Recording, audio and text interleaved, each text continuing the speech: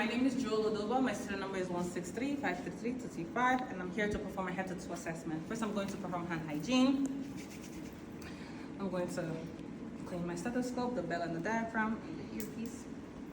And I'm going to don clean gloves.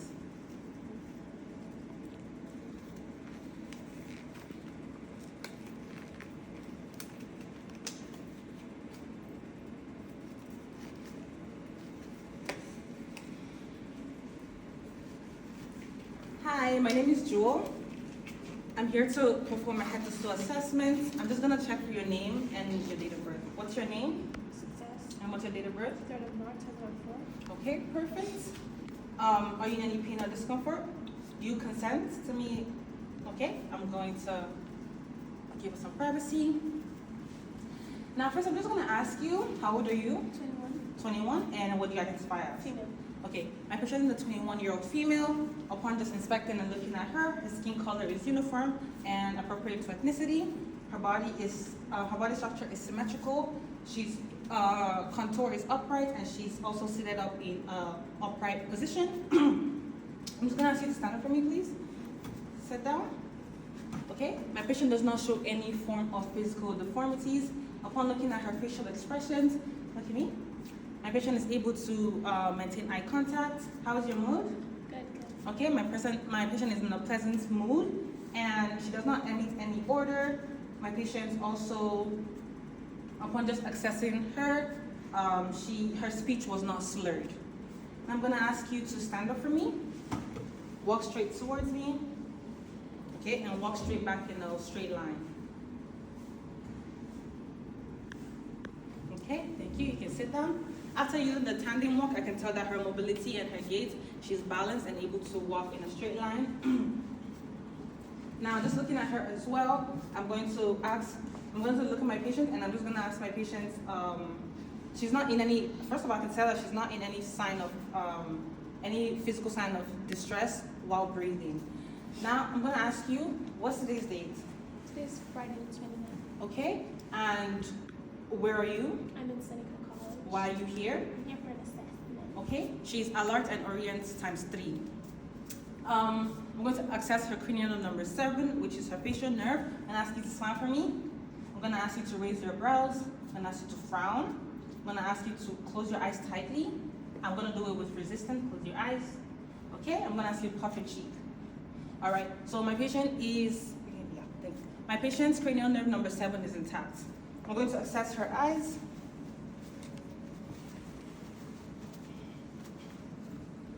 Okay, first I'm just going to check her pupil size. Her pupil size is at 3 millimeters. I'm going to check for direct and consensual light. Okay, and I'm going to check for accommodation. Just follow this object. Okay, so my patient's eyes react to light, direct and consensual lighting. Her pupils are equal, round, reactive to light and accommodation parallel. And her eyes are symmetrical as well. Next, I'm going to assess for her nose. They're midline. I'm going to assess for her, okay. It is clear and no discharge. I'm gonna ask you just close it and breathe in and out. Close in and breathe out. Okay. Her is clear and patent, and it is also midline on her nose. Next, I'm gonna ask you to open your mouth and say ah. Ah. All right. Upon assessing her cranial nerve number 9 and 10, glossopharyngeal and vagus nerve, her soft palate and alveolar rises upon saying ah. Now I'm going to ask you to just close that ear for me while I perform a whisper test. 7. 20. Sorry. Success. Joy. 50. Okay, my patient passed the whisper test for the cranial nerve number 8. Her vestibulocochlear is intact. Her eyes oculomotor cranial nerve number 3 was also intact. Now I'm just gonna ask you to stretch your hand for me. Upon inspecting her arms are symmetrical. There's no joint inflammation, no muscular atrophy. Skin is uniform, skin color is uniform, and hair distribution is even. I'm gonna go ahead and gently palpate, okay? Let me know if you feel any tenderness. Any tenderness? All right, so my patient, there were no lumps or masses, no edema. Upon palpating her skin, the temperature is warm and the moisture is dry. Also, it was also smooth texture. Now I'm going to check for her cap refill. Okay, it's less than 2 seconds. I'm going to check for her radial pulse. I'm going to access this for 30 seconds times 2. It is equal and bounding. It's equal bilaterally. It is bounding and strong, plus 2, and the rate is regular. The rhythm is regular. I'll do the same for the her brachial. Okay, upon accessing, it is equal like bilaterally. The rhythm is regular and is strong and bounding times 2. Now I'm going to ask my patient to flex your wrist, extend your wrist, flex your elbow, extend your elbow, abduct your hand, abduct your hand. Did you feel any pain while doing that? Okay, my patient shows full range of movement and does not experience any pain while performing range of motions. Now just grab my hand and pull tightly. I'm gonna do a grip test on you, pull. Okay, my patient shows equal strength bilaterally. Now, please extend your legs for me. Upon inspecting my patient's legs, her skin color is uniform, her legs are symmetrical, there's no muscle atrophy, no physical signs of deformities, and there's no skin sugar. I'm going to gently palpate, okay? Let me know if you feel any tenderness. Any tenderness? No? There are no lumps and bumps. There are no edemas. Upon palpation, her skin temperature is warm and it is dry and it is smooth. Also, just looking at it, there are no lesions as well. I'm going to go ahead and check for her cap refill. It is also less than 2 seconds. Next, I'm going to check for her posterior tibialis pulse and her dorsalis pedis. For the posterior tibialis, I'm going to go ahead. Upon checking this, it is equal and bounding, the rate is regular, and it is equal bilaterally. I'm gonna go for her dorsalis pedis. Upon doing this as well, the rate is regular, equal bilaterally, and it is strong and bounding times 2. Now I'm going to ask you to perform some range of motion exercises, okay? Can you do a plantar flex and a dorsalis flex? And I'm going to ask you to extend your knee. I'm going to ask you to flex your knees. Okay, did you feel any pain? Can you stand up for me? Can you perform lateral movements? Can you perform rotation movements? Did you feel any pain? Okay, go ahead and sit down. My patient does not experience any pain or discomfort while performing the range of movements. Now, I'm just going to ask you to turn for me while I inspect your posterior thorax. So in this case, I will change my gloves. Now, upon inspecting her back, it's symmetrical. Just looking at it, the skin color is uniform. There are no edemas, there are no lesions. And I'm going to gently palpate. Upon palpating, there are no bumps or masses. Her temperature is warm and dry. I'm going to ask you to breathe in and out once you feel my hands, okay? Give me 1 second. Now breathe in and out for me. Breathe in and out again. All right, she has equal chest expansion. I'm going to check for her anterior posterior transverse diameter.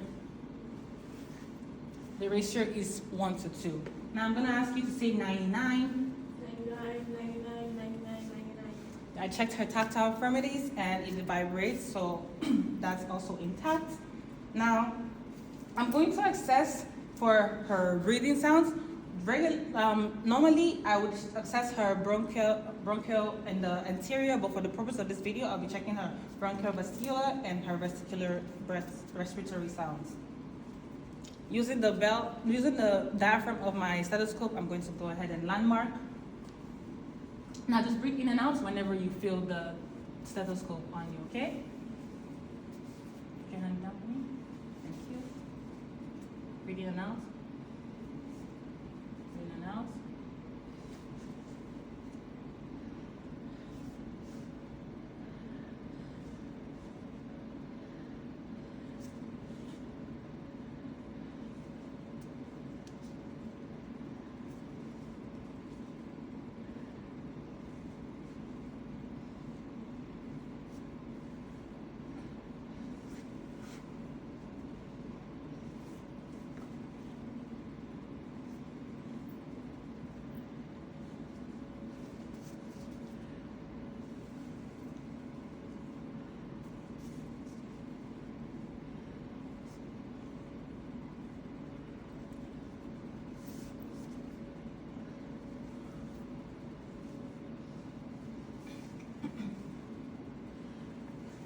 Okay.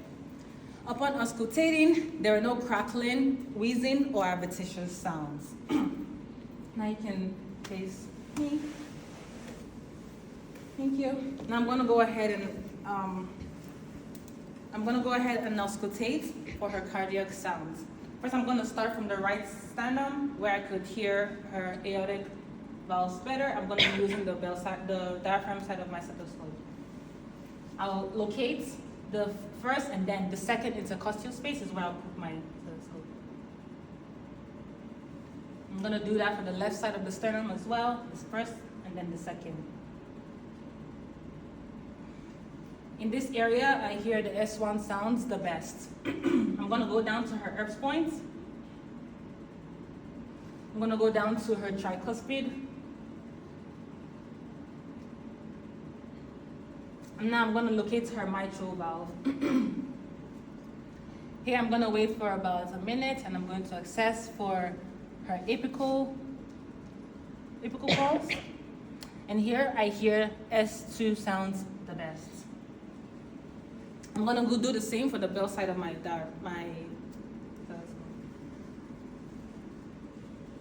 aortic valve, the pulmonic, in the second intercostal spaces, the herpes point, the tricuspid, and the mitral valve, where I can also hear the apical. All right, so upon assessing and auscultating, there were no murmurs, and I could hear her S1 and S2 sounds, and there were no extra sounds. Now I'm gonna just ask you if you can come lay down here for me. So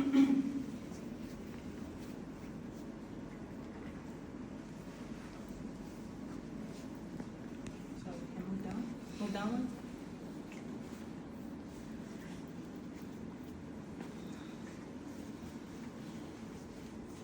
move it.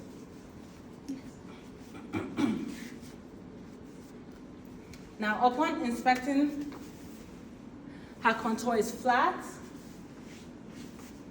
her umbilicus is midline, skin color is uniform, there are no extra pulsations or palpitations, and hair distribution is even. I'm going to auscultate. I'm going to start from her right lower quadrant using the diaphragm.